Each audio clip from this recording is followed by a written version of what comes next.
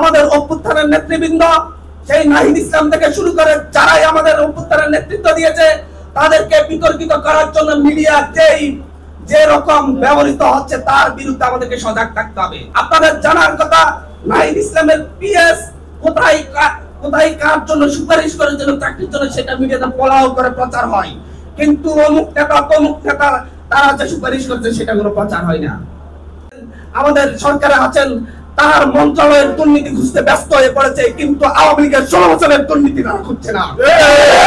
আমরা দেখছি দুদক হয়েছে, কিন্তু দুদককে আমরা দেখি নাই আওয়ামী লীগের 16 বছরের এমপি মন্ত্রীদের বাসা তল্লাশি করতে, তাদের ব্যাংক অ্যাকাউন্ট তল্লাশি করতে, তাদের প্রত্যেকটা অ্যাকাউন্ট স্থগিত করতে।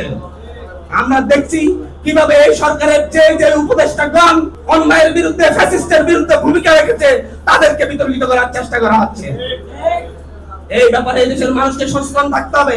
16 বছরের অভিযোগ দিয়েছেন, সেখানে আসিফ মাহমুদের ছবি পাশে বসিয়ে সবচেয়ে বেশি, অথচ আসিফ মাহমুদের পোস্টকে কপি করে তারা সেই নিউজ করে। এভাবে মূলত মিডিয়ার চেষ্টা করে যাচ্ছে আমাদের অভ্যুত্থানের যত নেতৃবৃন্দ আছে, যারা সরকার আছে কিংবা যারা রাজনৈতিক দলে আছে তাদেরকে বিতর্কিত করার চেষ্টা করে যাচ্ছে, রাজনৈতিক দলগুলো বিতর্কিত করার, এলাকায় এলাকায় ছাড়াবাজি দখলদারদের বিরুদ্ধে যারাই অবস্থান নিচ্ছে তাদেরকে বিতর্কিত করার জন্য তারা উঠে পড়ে লেগেছে।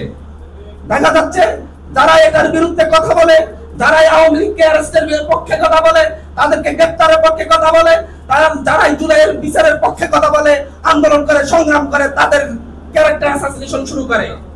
এর মধ্য দিয়ে তারা জুলাইকে হারিয়ে দিতে চায়, কিন্তু এই জুলাই যে হারবে না সেটা তারা জানে না।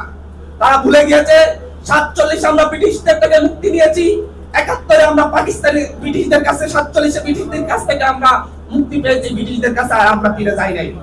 71 আমরা পাকিস্তানিদের কাছে মুক্তি নিয়েছি, মুক্তি পেয়েছি লড়াইয়ের মাধ্যমে, আমরা পাকিস্তানিদের কাছে আর ফিরে যাই নাই।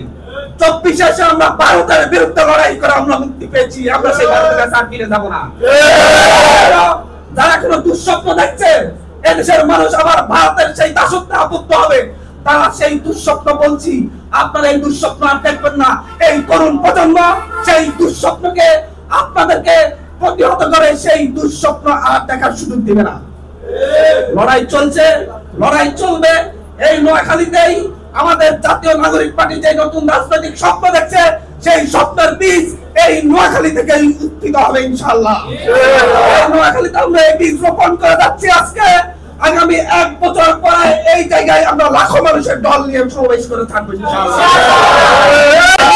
হাত ধরে আপনারা যতই চেষ্টা করেন, যতভাবে বাংলাদেশকে পিছিয়ে দেওয়ার চেষ্টা করেন, যতভাবে এনসিপি কে বিতর্কিত করার চেষ্টা করেন, এনসিপি ঘুরে দাঁড়াবেই। যখন তারা দেখেছে এনসিপি বিভাগীয় চক্রে যাবে, জেলা চক্রে যাবে, মানুষের কাছে যাবে, তখন তারা একজন করে এনসিপির নেতা কর্মীকে বিতর্কিত করে ইনশাআল্লাহ। এবং এনসিপির মধ্য দিয়েই, এনসিপির হাত ধরেই নোয়াখালীতে চাঁদাবাজি যত দখলদারিত্ব রয়েছে সবকিছু মুক্ত হবে ইনশাআল্লাহ। আমরা আজকে স্বল্প সংখ্যক দিয়ে শুরু করলাম, ইনশাআল্লাহ আগামীতে দেখা হবে, রাজপথে দেখা হবে, প্রতিটি ইউনিয়নে, প্রতিটি ওয়ার্ডে দেখা হবে, প্রতিটি উপজেলায় দেখা হবে একসাথে ইনশাআল্লাহ। আমি হান্নান মাসুদ কথা দিয়ে যাচ্ছি, আজকের পর থেকে ইনশাআল্লাহ নোয়াখালীতে আমরা এনসিপিকে শক্তিশালী করার জন্য আমি সহ কাজ করে যাবো ইনশাআল্লাহ।